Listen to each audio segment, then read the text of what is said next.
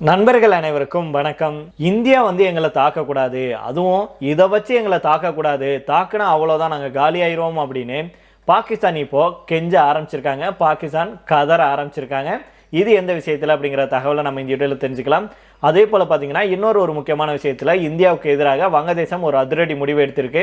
ஒரு முக்கியமான தடை அப்படின்னே சொல்லலாம். அப்படி வங்கதேசம் என்ன செஞ்சுச்சு, இதுக்கு இந்தியாவுடைய ரியாக்ஷன் என்ன, இது இந்தியாவுக்கு பாதிப்பை ஏற்படுத்துமா இல்லையா அப்படிங்கிறதெல்லாம் நாம இந்த வீடியோவில் தெரிஞ்சுக்க போகிறோம். அதே போல் வங்கதேசம் இன்னொரு முக்கியமான முடிவை எடுத்திருக்கு. அது பாகிஸ்தான் கூட நெருங்க ஆரம்பிச்சிருக்காங்க. முக்கியமான ஆயுதத்தை வாங்கியிருக்காங்க. அது என்ன அப்படிங்கிறதெல்லாம் தெரிஞ்சுக்கலாம். அதை தொடர்ந்து கடைசியாக பார்த்தீங்க அப்படின்னா இந்தியாவை சீண்டும் வகையில் இந்தியாவை மிரட்டுறதுக்கு ஒரு முடிவை எடுத்திருக்காங்க. அதிரடி முடிவு. இது இந்தியாவுக்கு சிக்கலாகவே பார்க்கப்படுது. இதை இந்தியா எப்படி சமாளிக்க போறாங்க, ஏற்கனவே துணிந்து அடித்த மாதிரி இதையும் எதிர்த்து நிற்பாங்களா அப்படிங்கிறத நம்ம இந்த வீடியோல தெரிஞ்சுக்க போறோம். அதனால ஸ்கிப் பண்ணாம கடைசி வரைக்கும் பாருங்க. அதுக்கு முன்னாடி நம்முடைய சேனலை சப்ஸ்கிரைப் பண்ணலன்னா மறக்காம சப்ஸ்கிரைப் பண்ணிக்கோங்க. புதுசா நம்முடைய வீடியோ பார்த்துட்டு இருக்கீங்கன்னா கீழே இருக்கும் சப்ஸ்கிரைப் பண்ணி தட்டி அந்த பெல் ஐகானை கிளிக் பண்ணிக்கோங்க. கடந்த ஆண்டு மே மாதம் நடந்த இந்திய பாகிஸ்தான் மோதலின் போது பல உளவுத்துறை அமைப்புகள் இந்தியா கைரானா மலைகளை தாக்கியதாக சொன்னாங்க. கைரானா மலைகள் மீதான தாக்குதல் குறித்த செய்திகளை இந்தியா மறுத்தாலும் அந்த அமைப்புகள் தாங்கள் கூறினதுல உறுதியாக நின்னாங்க. கைரானா மலைகள் பாகிஸ்தானுடைய நிலத்தடி அணுசக்தி நிலையங்களின் தாயகமாக கூறப்படுது. அங்கே அணு ஆயுதங்கள் சேமிக்கப்படுது. இப்போது இரண்டு நாடுகளும் ஒருவருக்கொருவர் அணுசக்தி நிலையங்களை தாக்குவதை தடுக்கும் ஒரு ஒப்பந்தத்தை பாகிஸ்தான் இந்தியா கூட கோருது. பல பாகிஸ்தான் சர்வதேச விவகார நிபுணர்களும் அணு விஞ்ஞானிகளும் இந்தியாவுக்கும் பாகிஸ்தானுக்கும் இடையில ஒரு அணுசக்தி பேரழிவை தவிர்க்க இந்த மாதிரியான ஒப்பந்தம் அவசியம் அப்படின்னு சொல்றாங்க. இஸ்லாமாபாத்தில் இருக்கும் குவைத்தி அசாம் பல்கலைக்கழகத்தின் அரசியல் சர்வதேச உறவுகள் பள்ளியின் பேராசிரியரான பாகிஸ்தான் ஆய்வாளர் டாக்டர் ஜாபர் நவாஸ் ஜஸ்வால் ஒரு கட்டுரையில் சொல்லியிருக்கிறாரு. என்ன சொல்றாருன்னா, இந்தியாவும் பாகிஸ்தானும் அமைதியான இராணுவ நோக்கங்களுக்காக ஏராளமான அணுசக்தி நிலையங்களை இயக்குறாங்க. அவர்களுடைய உறவின் மோதல் தன்மை ஒருவருக்கொருவர் அணுசக்தி நிலையங்கள் மீது மறைமுகமாகவோ அல்லது வெளிப்படையாகவோ தாக்குதல் நடத்துவதற்கான சாத்தியக்கூறுகளை குறிக்குது. அதிர்ஷ்டவசமாக இந்திய மற்றும் பாகிஸ்தான் கொள்கை வகுப்பாளர்கள் ஒருவருக்கொருவர் அணுசக்தி நிலையங்கள் மீதான தாக்குதலால் ஏற்படும் கதிரியக்க பேரழிவின் விளைவுகளை அறிஞ்சிருக்காங்க. அதனால அவர்கள் டிசம்பர் 31, 1988 அன்னைக்கு அணுசக்தி நிலையங்கள் மற்றும் வசதிகள் மீதான தாக்குதல்களை தடை செஞ்சு இந்திய பாகிஸ்தான் ஆக்கிரமிப்பு இல்லாத ஒப்பந்தத்தில் உடன்பட்டாங்க அப்படின்னு அவர் சொல்லியிருக்கிறாரு. மேலும் ஒரு அணுசக்தி நிலையத்தின் மீதான ராணுவ தாக்குதல் வேண்டுமென்றோ அல்லது தற்செயலாகவோ கதிரியக்க பேரழிவை ஏற்படுத்தக்கூடும் அப்படிங்கிற பெரும் அச்சம் இருக்கு. அப்பேற்பட்ட சம்பவம் அணுசக்தி நிலைய ஊழியர்கள், சுற்றியிருக்கும் பொதுமக்கள் மற்றும் சுற்றியுள்ள சூழலை கதிர்வீச்சுக்கு ஆளாக்கக்கூடும். ஜனவரி 1, 1991 அன்னைக்கு இந்தியாவும் பாகிஸ்தானும் தங்கள் அணுசக்தி நிலையங்களின் புதுப்பிக்கப்பட்ட பட்டியல்களை ஒருவருக்கொருவர் வழங்க ஒப்புக்கொண்டாங்க. ஜனவரி 1, 2026 அன்னைக்கு பதட்டமான பதட்டங்களுக்கு மத்தியிலும் அவ்வாறு செஞ்சாங்க. இருந்தாலும் இதற்கு இப்போது திருத்தம் தேவைப்படுது. இரண்டு நாடுகளுக்கும் இடையே புதிய வசதிகளை சேர்க்க இந்திய மற்றும் பாகிஸ்தானுடைய பட்டியல்களை மீண்டும் தயாரிக்க வேண்டும், புதுப்பிக்க வேண்டும் அப்படின்னு அவர் சொல்லியிருக்கிறாரு. கடந்த 34 ஆண்டுகளாக அணுசக்தி மோதலுக்கான சாத்தியக்கூறுகளை நீக்குவதற்கு இரண்டு நாடுகளும் நம்பிக்கையை பேணிட்டு வர்றாங்க. அதனால இந்திய பாகிஸ்தான் ஆக்கிரமிப்பு அல்லாத ஒப்பந்தம் இந்தியாவுக்கும் பாகிஸ்தானுக்கும் இடையிலான மிகவும் பயனுள்ள அணுசக்தி நம்பிக்கையை வளர்க்கும் நடவடிக்கைகள்ல ஒன்றாகும் அப்படின்னு சொல்லியிருக்கிறாரு. இந்த ஒப்பந்தம் ஜெனீவா மாநாட்டின் பிரிவு 56 மற்றும் 15க்கான முதல் மற்றும் இரண்டாவது நெறிமுறைகளை அடிப்படையாக கொண்டது. அணைகள், கரைகள் மற்றும் அணுமின் நிலையங்கள் போன்ற ஆபத்தான சக்தி கட்டமைப்புகள் அல்லது நிறுவல்கள் தாக்கப்படக்கூடாது.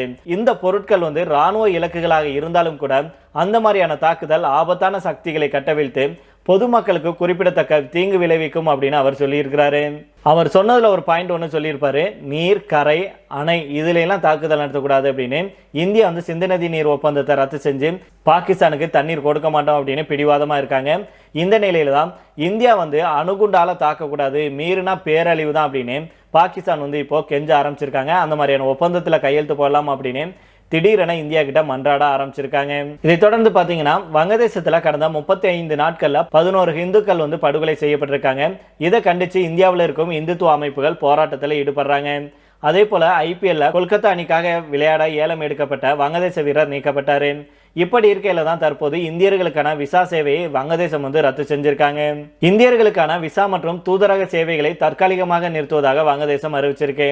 அதனால சென்னை, டெல்லி, கொல்கத்தா, மும்பை, ஹவுகாத்தி மற்றும் அகர்தலா உள்ளிட்ட இடங்களில் இயங்கும் வங்கதேச தூதரகம் வர்த்தகம், வேலைவாய்ப்பு விசாக்களை தவிர சுற்றுலா உள்ளிட்ட பிற வகை விசாக்கள் வழங்குவதை நிறுத்தியிருக்காங்க. மேலும் வங்கதேசம் என்ன சொல்லியிருக்குன்னா, இந்த தடை உத்தரவு பாதுகாப்பு காரணங்களுக்காக இந்தியர்களுக்கான விசா மற்றும் தூதரக சேவைகள் நாங்க தற்காலிகமாக நிறுத்துறோம் அப்படின்னு அறிவிச்சிருக்காங்க. இது குறித்து தூதரக அலுவலக அதிகாரி ஒருவர் என்ன சொல்றாருன்னா, வணிக மற்றும் வேலைவாய்ப்பு நோக்கங்களை தவிர இந்தியர்களுக்கு மற்ற வகை விசாக்கள் வழங்குவதை நிறுத்திவிட்டோம். டெல்லியில் இருக்கும் வங்கதேச தூதரகத்தின் விசா வழங்கும் பணிகள் கடந்த டிசம்பர் 20 முதலே நிறுத்தப்பட்டு விட்டது. இந்த முடிவு உயர் அதிகாரிகளால் எடுக்கப்பட்டது அப்படின்னு அவர் சொல்லியிருக்கிறாரு. வங்கதேசம் நமக்கு சாதகமான முடிவை எடுத்தாலும் அங்கே ஏற்கனவே இருக்கும் இந்துக்களுக்கு பாதுகாப்பு இல்லை. நாமளும் போனோம் அப்படின்னா கண்டிப்பா மிகப்பெரிய அளவில் ஏதாவது உயிர் சேதம் ஏற்பட வாய்ப்பு இருக்கு அப்படிங்கிறதா நம்முடைய கருத்தாக இருக்கு. இருந்தாலும் வங்கதேசத்துக்கு சரியான பாடத்தை நாம புகட்ட வேண்டும். இனி ஒரு சம்பவம் இந்துக்கள் மேல ஒரு தாக்குதல் சம்பவம் வங்கதேசத்துல நடக்கக்கூடாது அப்படிங்கிறதா நம்முடைய எண்ணமாக இருக்கு. அதுக்கு நம்முடைய மத்திய அரசு விரைவில் வங்கதேசத்துக்கு எதிரான ஒரு நடவடிக்கை எடுப்பாங்க அப்படிங்கிறதா நம்முடைய கோரிக்கையாகவும் இருக்கு. அதனால பொறுத்திருந்து பார்ப்போம் நண்பர்களே. இதை தொடர்ந்தே பார்த்தீங்க அப்படின்னா, நம்ம அண்டை நாடான பாகிஸ்தான் சேர்ந்து மற்றொரு அண்டை நாடான வங்கதேசம் JF-17 ரக போர் விமானங்களை வாங்க முடிவு செஞ்சிருக்காங்க. பாகிஸ்தானுடைய விமானப்படை தலைமையகத்தில் நடைபெற்ற உயர்மட்ட சந்திப்பில் வங்கதேசத்துடைய விமானப்படை தளபதி அந்த நாட்டுடைய பாதுகாப்பு குழுவினர் பங்கேற்றாங்க. இதில் JF-17 தண்டர் போர் விமானங்களை கொள்முதல் செய்வது குறித்து விரிவான பேச்சுவார்த்தை நடைபெற்றிருக்கு. 2 நாடுகளுக்கும் இடையே பாதுகாப்பு ஒத்துழைப்பை வலுப்படுத்தும் வகையில் இந்த முடிவு எடுக்கப்பட்டுள்ளதாக பாகிஸ்தான் ராணுவம் தெரிவிச்சிருக்காங்க. இதற்கிடையில தான் பாகிஸ்தானுடைய கராச்சி மற்றும் வங்கதேச தலைநகர் டாக்கா இடையே நேரடி விமான சேவை வரும் 29 முதல் மீண்டும் துவங்க இருப்பதாக அறிவிச்சிருக்காங்க. இதைத் தொடர்ந்து அடுத்த செய்தியாக பார்த்தோம் அப்படின்னா, ரஷ்யா கிட்ட இருந்து கச்சா எண்ணெய் வாங்கும் நாடுகளுக்கு 500% வரைக்கும் வரி விதிக்க ட்ரம்புக்கு அதிகாரம் கொடுக்கும் மசோதா அமெரிக்க நாடாளுமன்றத்தில் கொண்டு வரப்பட இருக்கு. ட்ரம்ப் இந்த மசோதாவுக்கு ஆதரவு கொடுத்துள்ள நிலையில இது சட்டமாச்சுன்னா இந்தியாவுக்கு மிகப்பெரிய தலைவலியாக மாறிவிடும். ரஷ்ய எண்ணெய் வாங்கும் நாடுகளை தண்டிக்க அமெரிக்காவுக்கு அனுமதிக்கும் தடை மசோதா அமெரிக்க நாடாளுமன்றத்தில் கொண்டு வரப்படுது. இந்த மசோதாவுக்கு ட்ரம்ப் ஆதரவும் கிடைச்சிருக்கு. அதாவது இந்த மசோதா நிறைவேற்றப்பட்டால் ட்ரம்ப் உடனடியாக இதற்கு ஒப்புதல் கொடுத்து விடுவார். இந்த மசோதா மீது அடுத்த வாரம் அமெரிக்க நாடாளுமன்றத்தில் வாக்கெடுப்பு நடக்கும் அப்படின்னு தெரிய வந்திருக்கு. இதன் மூலம் இந்தியா மற்றும் சீனாவுக்கான வரிகளை 500% வரைக்கும் அமெரிக்காவால் உயர்த்த முடியும். கச்சா எண்ணெய் மட்டுமில்லாமல் ரஷ்யா கிட்ட இருந்து யுரேனியம் வாங்கும் நாடுகளுக்கும் இதன் மூலம் வரியை உயர்த்த முடியுமாம். ட்ரம்புடைய குடியரசுக் கட்சியை சேர்ந்த லின்சே கிரஹாம் மற்றும் எதிர்க்கட்சியை சேர்ந்த ரிச்சர்ட் ஃப்ளூமண்ட் ஆகியோர் இணைந்து இந்த மசோதாவை கொண்டு வந்திருக்காங்க. இந்த மசோதா மட்டும் நிறைவேறுச்சுன்னா அது ட்ரம்புக்கு மிகப்பெரிய பவரை கொடுக்கும். ரஷ்யாவிடமிருந்து எண்ணெய் வாங்குவதை நிறுத்த இந்தியா, சீனா, பிரேசில் உள்ளிட்ட நாடுகள் மீது அமெரிக்காவால் அதிகபட்ச வரியை விதிக்க முடியும். வரி சுமை காரணமாக இந்த நாடுகள் ரஷ்ய எண்ணெய் வாங்குவதை நிறுத்தும்.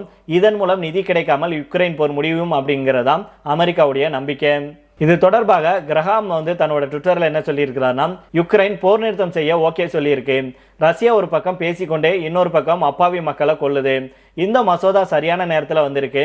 போருக்கு எரிபொருள் கொடுப்பது போல ரஷ்ய எண்ணெயை சில நாடுகள் வாங்குறாங்க. இந்த மசோதா மூலம் அந்த நாடுகளை அதிபர் ட்ரம்பால தண்டிக்க முடியும் அப்படின்னு அவர் பதிவிட்டிருக்கிறாரு. இதுல மற்றொரு முக்கியமான பாயிண்டும் இருக்கு. அதாவது அமெரிக்க எரிசக்திகளை ரஷ்யாவுக்கு ஏற்றுமதி செய்வதும் ரஷ்ய முதலீடுகளையும் இந்த மசோதா தடை செய்யுது. இந்த மசோதா மீது விரைவில் வாக்கெடுப்பு நடக்கும் அப்படின்னு தெரிய வந்திருக்கு. அமெரிக்காவை பொறுத்த வரைக்கும் என்னதான் அதிபர் ஆதரவே இருந்தாலும் கூட அனைத்து மசோதாவும் நிச்சயம் நிறைவேறும் அப்படின்னு சொல்ல முடியாது. அதனால இந்த மசோதா நிறைவேறுகிறதா இல்லையா அப்படிங்கிறத முக்கியமாக நம்ம கவனிச்சு பார்க்கணும். மறுபக்கம் பார்த்தீங்கன்னா, இந்தியா மீது இறக்குமதி வரிகளை உயர்த்த அதிபர் ட்ரம்ப் அவர்கள் விருப்பம் தெரிவித்துள்ளதும் நமக்கு கவலை தருவதாகவே இருக்கு. இப்போது சீனாவுக்கு அடுத்தபடியாக இந்தியா தான் ரஷ்யா கிட்ட இருந்து அதிக கச்சா எண்ணெயை வாங்குறாங்க. ஏற்கனவே இதுக்காக ட்ரம்ப் அவர்கள் இந்தியா மீது 50% வரியை விதிச்சிருக்கிறாரு. இது இந்திய அமெரிக்க உறவுகளை பாதிச்சது. இருந்தாலும் சமீபத்தில் தான் இந்தியா மீதான வரியை உயர்த்த ரெடி அப்படிங்கிறது போல ட்ரம்ப் அவர்கள் சொல்லியிருந்தாரு. இது தொடர்பாக ட்ரம்ப் அவர்கள் மேலும், என்னுடைய செயல்களால் மோடி அவர்கள் மகிழ்ச்சியாக இல்லை அப்படிங்கிறது எனக்கு தெரியும். என் மீது அவர் அதிருப்தியில் இருக்கிறாரு. மோடி ஒரு மிக நல்ல மனிதர், அவர் நல்லவர். ஆனால் என்னை மகிழ்ச்சியடை செய்வது முக்கியம். நான் நினைத்தால் வரியை மேலும் கூட உயர்த்த முடியும் அப்படின்னு அவர் சொல்லியிருந்தாரு. இப்பேற்பட்ட சூழல தான் 500% வரியை அனுமதிக்கும் மசோதா அமெரிக்க நாடாளுமன்றத்தில் வருவது கவனத்தை ஈர்த்திருக்கு. அதனால பொறுத்திருந்து பார்ப்போம் நண்பர்களே. ட்ரம்ப் அவர்கள் இப்படி மிரட்டி மீன் குஞ்சு பிடிக்கலாம்னு நினைக்கிறாரு. ஆனா இந்தியா கிட்ட இதெல்லாம் எடுபடுமா? இந்தியா இந்த மிரட்டல் உருட்டலுக்கெல்லாம் அடிப்பணியுமா அப்படின்னு கேட்டா கண்டிப்பா அடிப்பணியாது. ஏற்கனவே நாம ட்ரம்ப் போட்ட அந்த 50% வரியெல்லாம் அப்படியே தொடச்சு தள்ளிட்டு நம்ம ரஷ்யா கிட்ட இருந்து இறக்குமதி பண்ணிட்டு தான் இருக்கிறோம். அப்படி இருக்கும்போது 50 என்ன 500 என்ன, நீ என்ன வேணாலும் பண்ணு, நாங்கள் எங்களுடைய நட்பை விட்டு கொடுக்க மாட்டோம் அப்படிங்கிற ரீதியில தான் இந்தியா செயல்படுவாங்க அப்படிங்கிறதான் நம்முடைய கருத்தாக இருக்கு. கண்டிப்பாக ரஷ்யாவுக்கு எதிராக ரஷ்யாவை பகைத்து கொண்டு இந்தியா இந்த ஒரு முடிவை எடுக்க மாட்டாங்க. அதனால அமெரிக்காவுடைய உருட்டல் மிரட்டல்களுக்கு இந்தியா அடிபணிஞ்சு இந்த விஷயத்தை எடுத்தோம் கவுத்தோன்னு செய்ய மாட்டாங்க. அதனால எந்த அளவுக்கு நம்ம அமெரிக்காவையும் சமாளிச்சுக்கிட்டு ரஷ்யாவையும் பகைத்து கொள்ளாம எப்படி காய் நகர்த்தணும் அப்படிங்கிறது நம்ம எல்லாத்துக்குமே தெரியும். நம்முடைய பிரதமர் மோடி அவர்களுக்கு தெரியும். அதனால அவர் வரும் காலங்களில் இது சம்பந்தமான ஒரு முடிவை எடுப்பாரு. அது வரும்போது நான் உங்களுக்கு அப்டேட் பண்றேன் நண்பர்களே. இப்போ இதோட நம்ம இந்த வீடியோ முடித்துக் கொள்ளலாம். இதை பற்றி உங்களுடைய கருத்துக்களை தவறாம கீழே உள்ள கமெண்ட் பாக்ஸில் சொல்லுங்க. மீண்டும் நாளை வேறொரு செய்திகளோடு உங்களை சந்திக்கிறேன். நன்றி, வணக்கம்.